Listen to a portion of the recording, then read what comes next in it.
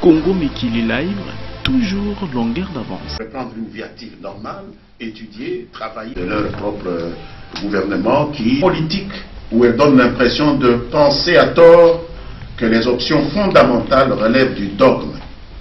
Peut-être est-ce une déformation professionnelle.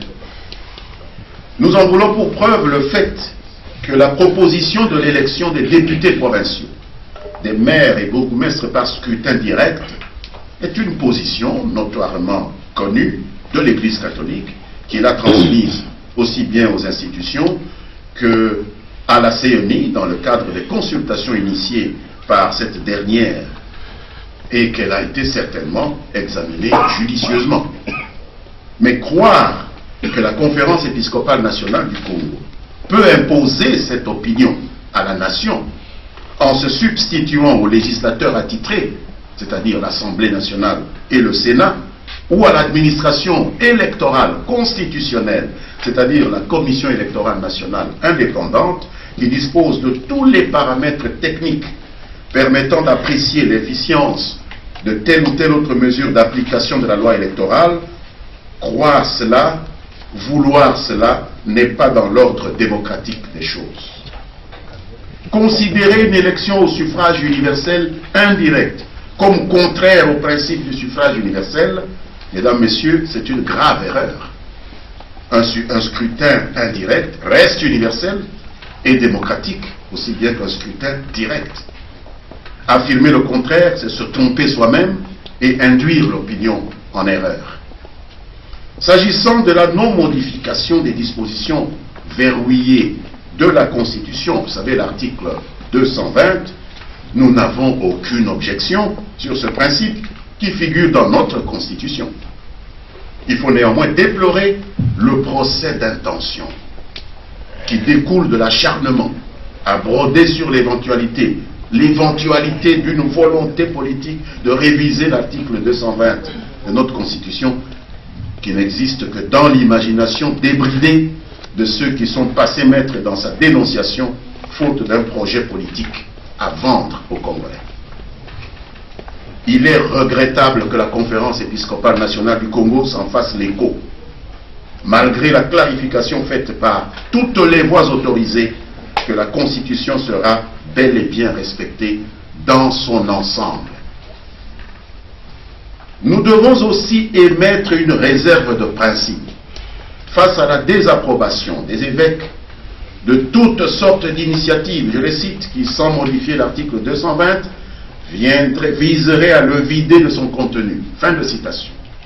Mesdames, messieurs, c'est la guerre contre les fantômes que nos amis anglais immortalisent souvent dans la formule fighting with shadows, se battre contre des fantômes, un ennemi imaginaire. De tels procès d'intention, qui peuvent paraître de bonne guerre pour une opposition en panne de repères, ne correspondent pas à ce que la nation est en droit d'attendre de l'Église, dont on estime qu'elle doit rester au milieu du village. Ils conduisent à un glissement sémantique pernicieux et dangereux, en ce que les évêques, tout en appelant au respect de la Constitution, s'arrogent curieusement dans le même temps des pouvoirs constitutionnels qu'eux-mêmes dénient à raison à d'autres. En effet, la Constitution elle-même prévoyant sa propre révision, hormis l'article 220, interdire aux Congolais d'user de ce droit, de réviser n'importe quel article, hormis l'article 220, revient à violer la Constitution. Et c'est le lieu de rappeler cette vérité première que nous ne cessons de marteler, selon laquelle nul dans un État démocratique, même pas la CENCO, n'a le droit d'autoriser ce que la Constitution interdit et d'interdire ce que la Constitution autorise.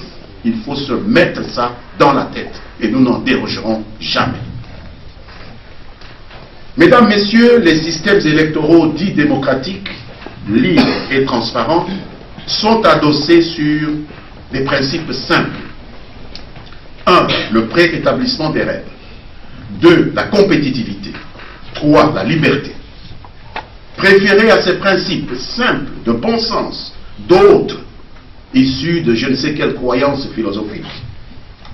C'est torpiller aussi bien la Constitution que la législation en la matière dans notre pays.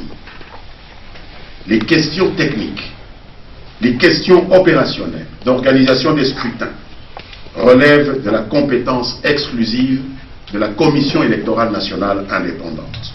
Autrement, que devient l'indépendance de cette institution à laquelle les évêques eux-mêmes paraissent tenir équivaut aussi bien vis-à-vis d'eux-mêmes. La Commission est indépendante vis-à-vis de tout le monde, y compris de la Sainte. Je me permets en outre de questionner la légalité et la légitimité de cette injonction combinatoire faite par nos évêques aux élus du peuple congolais. C'est extrêmement grave. On lit que les évêques demandent aux élus du peuple de s'abstenir de voter des modifications constitutionnelles susceptibles de rompre un vouloir vivre collectif et des valeurs fondamentales acceptées par l'ensemble du peuple. J'imagine qu'ils les ont définies eux-mêmes. Alors que la Constitution stipule que le mandat des parlementaires en RDC n'est pas impératif. Et c'est à juste titre que le mandat exercé par les membres de nos assemblées législatives revêt un tel caractère, général, libre et irrévocable.